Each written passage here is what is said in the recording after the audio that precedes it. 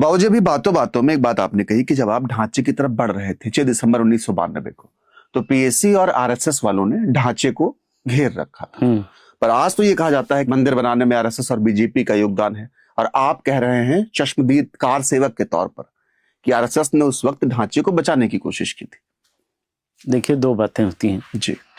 एक नाम है ऋतंबरा, एक नाम है ब्रह्मदत्त द्विवेदी, परमहंस रामचंद्र दास जी, और बैकुंठ लाल शर्मा। ये वो लोग थे जिन्होंने सत्य को स्वीकारा और सहयोग कर रहे थे।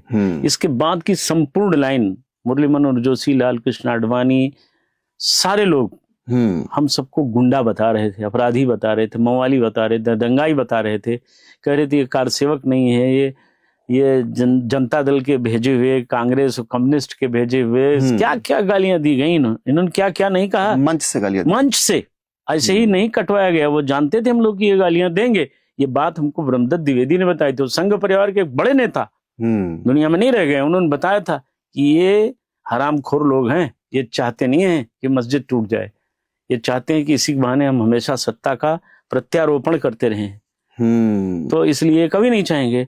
और हमको माननीय ब्रह्मदत्त द्विवेदी जी ने बताया था कि उस दिन राष्ट्रीय स्वयंसेवक संघ के लोग हाफ नेकर पहन करके सारे लोग गणवेश में राम जन्मभूमि परिसर को घेरे रहेंगे।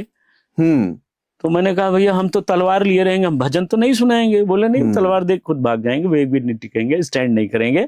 वही हुआ, एक भी नहीं टिके। और लिखा पढ़ी में है, और मतलब रिकॉर्ड में है ये। मैं आपको उस दिन का अखबार दे दूंगा। इन्हीं के प्रवक्ता, राष्ट्रीय प्रवक्ता ने कहा कि बाबरी ढांचे को तोड़ रहे हैं शिव सैनिक, और उससे विश्व हिंदू परिषद, राष्ट्रीय स्वयंसेवक और भारतीय जनता पार्टी का कोई लेना देना नहीं है। मेरे पास रिकॉर्ड पड़ा है, लिखा पढ़े में, ऐसे कुछ नहीं बता रहा हूं। अगर और सच बोल दूं तो बहुत लोग अपमानित हो जाएंगे, इसलिए छोड़ दीजिए यही, है ना। तो बहुत चीजें इसके पीछे भी हैं, बहुत पीछे हैं इसमें। तो जो एक ग्रुप वो था, इनमें 4-6 लोगों का, जो चाहते थे कारसेवा। हमने कभी परमहंस जी को भी नहीं बताया था, अपने गुरु जी को भी नहीं बताया था कि हम ढांचा तोड़ने की योजना बना चुके हैं। अगर उनको बता देते तो मुंह के बड़े साफ थे, हृदय के उससे भी ज्यादा साफ थे, वो कह देते, इसलिए पोल खुल जाती। और फिर ये जो खाली पीएससी वाले हैं, इनकी जगह ये स्वयं ये कार्यसेवा ही स्थगित कर देते। सच्चाई है, कोई नहीं चाहते थे। अगर चाहते हैं तो आज मौका है ना, आप लोकसभा में कानून बना लो, बनाइए ना। लोकसभा आपकी है, सब आपके हैं, कानून बनाइए, प्रस्ताव दीजिए कि कृष्ण जन्मभूमि पर भव्य मंदिर निर्माण हो। आप कानून का सहारा क्यों ले रहे हो? कानून बनाने वाले आप हो, नियंता नियामक आप हैं, तो आप लीजिए ना, स्टैंड लीजिए, क्लियर करिए ना। भाई वीर बहादुर सिंह मुख्यमंत्री थे, उनसे पूछा गया, ताला खुल गया, उन्होंने कहा मेरा काम नहीं है, अदालत का काम है। अदालत ने आदेश कर दिया, हमने व्यवस्था कर दी, क्या गुनाह किया? योगी आदित्यनाथ से पूछा गया, आपने संभल में गोली चलवाई, उन्होंने एक लाइन में बता दिया, जब कोई गोली चलाएगा तो पुलिस वहां भजन नहीं सुनाएगी, वो भी गोली चलाएगी। स्टैंड क्लियर करिए ना भाई, स्टैंड क्लियर नहीं होगा।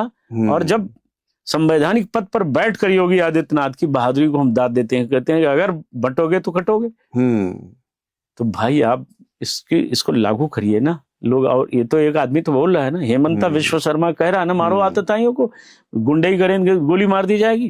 बोले ना, मैं तो धन्यवाद देता हूँ ऐसे वीर पुरुषों को। भारत को आज ऐसे मुख्यमंत्री और ऐसे प्रधानमंत्री की जरूरत है। गैया भी प्रेग्नेंट रहे और बैलवा भी प्रेग्नेंट रहे, ये राजनीति अब नहीं चलेगी। तो भाई स्पष्ट करिए ना, अब तो करिए ना, करना पड़ेगा, बिना किए काम नहीं चलेगा। तो राष्ट्रीय स्वयंसेवक संघ के लोग हमारे आदरणीय हैं, मैं उनको वंदनीय मानता हूं, लेकिन बता दें, फिर वही कह दें कि हाँ फिर हमने गिरवाया, तो बताओ ना, आओ बोलो कैसे गिरवाया, क्या योजना थी? यही योजना थी, खाली पेट आएंगे, खाली हाथ आएंगे, नंगे पांव आएंगे। ये ड्रामेबाजी नहीं, स्पष्ट कर देना चाहिए।